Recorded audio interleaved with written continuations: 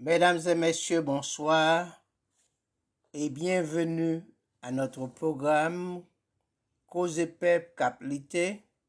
Cause Pep Caplité, une approche sociopolitique et culturelle qui vous est proposée par Yves Louis du lundi au vendredi de 10h à 10h30 du matin sur Radio Haïti Liberté via les plateformes intelligentes. Très heureux de vous savoir à l'écoute en si grand nombre. J'espère que vous vous portez bien. Nous vous souhaitons d'ores et déjà une bonne audition. Nous saluons vivement nos amis et fervents auditeurs et le peuple haïtien en particulier. Bel auditoire, accordez-nous 30 minutes et vous découvrez désormais un nouveau monde dans toute sa beauté, sa laideur et sa complexité.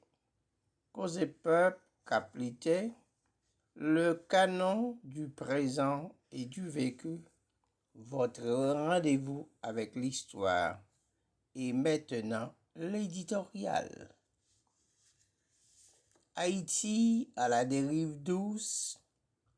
Chers compatriotes, en ces moments difficiles de la vie nationale où la République d'Haïti présente tous les symptômes d'un malade chronique et suscite au désespoir vis-à-vis de son avenir, entre la morosité sociale et les périls qui se dressent un peu partout dans l'Haïti d'aujourd'hui, se profile à l'horizon un danger imminent et réel de la disparition à tout jamais de l'alma mater comme sujet de l'histoire. Diable, ces symptômes et ces catastrophes se multiplient et se constatent à l'œil nu. Nous disons halte là, nous sommes aux abords du gouffre. Il faut que nous fassions quelque chose avant qu'il ne soit trop tard. L'État disparaît peu à peu.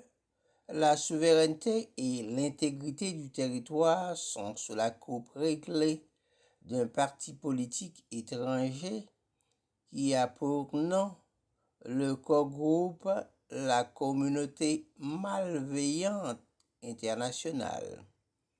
À la croisée des chemins, rictus ou ricanement du Conseil présidentiel de transition a organisé un bogus référendum dans les mois à venir et des sélections générales contre la volonté populaire, dans un climat déjà caractérisé par l'insécurité, la violence, la peur, la misère et la terreur, démontre son mépris de ses citoyens et son irresponsabilité malgré le vent de révolte qui secoue notre cher Haïti.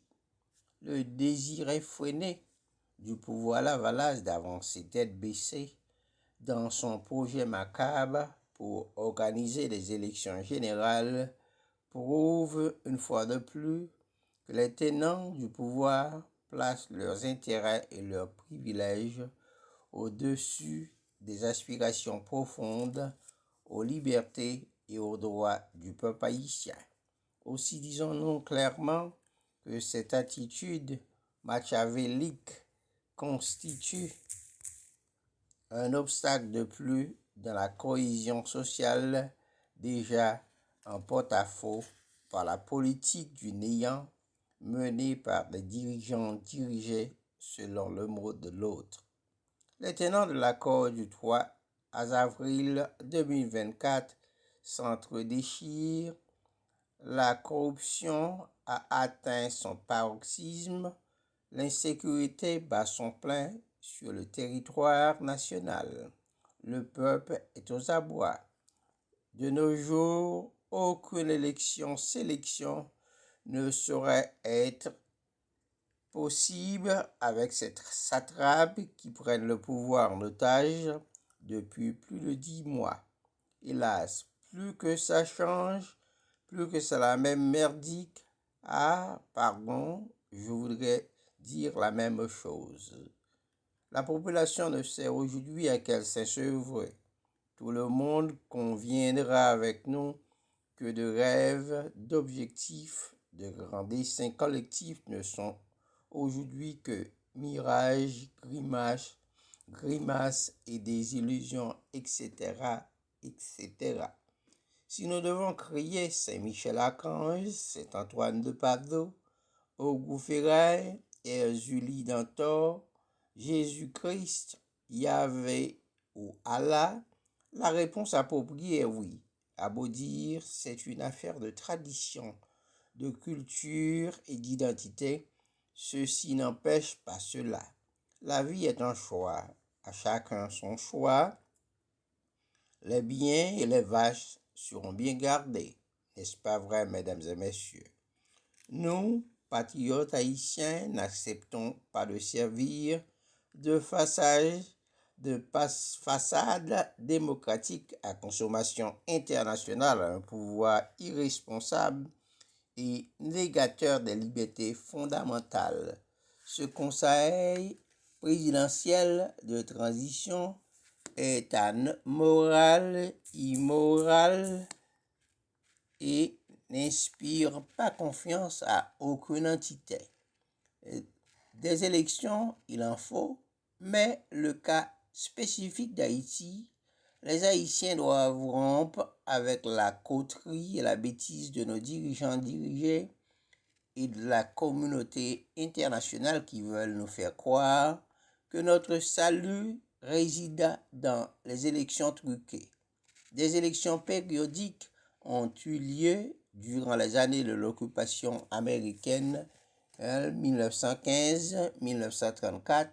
Cependant, on n'a pas eu de démocratie en Haïti. Chers compatriotes, la démocratie ne se résume pas à une journée où les citoyens sont appelés aux urnes, mais plutôt à un projet de société qui mettrait Haïti sur la voie du progrès collectif et du développement économique durable. Ah, l'ère des 1000 gouttes doit être révolue à jamais. Les élections ne sont point synonymes de démocratie. Certes, des élections libres, honnêtes et démocratiques sont nécessaires et indispensables dans l'existence de la démocratie formelle et pluraliste. Mais ces élections à elles seules ne suffisent pas. À cet égard, nous réclamons du pain pour tout le monde, de l'éducation pour tout le monde, du travail pour tout le monde, de la santé pour tout le monde, de la sécurité pour tout le monde, de la paix pour tout le monde. Dans cette même perspective, nous lançons un avertissement à toutes celles et tous ceux qui veulent plonger davantage dans l'abîme, le pays de Toussaint Louverture, de Jean-Jacques Dessalines, et de Pétion et de Capois-la-Mort. Que les dieux tutélaires veillent sur Haïti et nous protègent tous. Pour terminer, nous dirons sans embâche, vive une véritable mobilisation à travers les 10 départements géographiques du pays pour qu'Haïti puisse se débarrasser du virus. Conseil présidentiel de transition. Mesdames et messieurs, bonsoir. Notre programme touche à sa fin. Merci de l'avoir suivi jusqu'à cette énième minute. Le temps vole et nous emporte malgré nous. Nous n'avons pas le choix.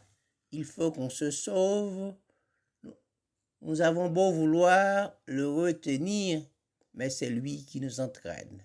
Allez, faites du bien et tenez-vous bien. D'ici là, nous espérons vous avoir été utile. Merci.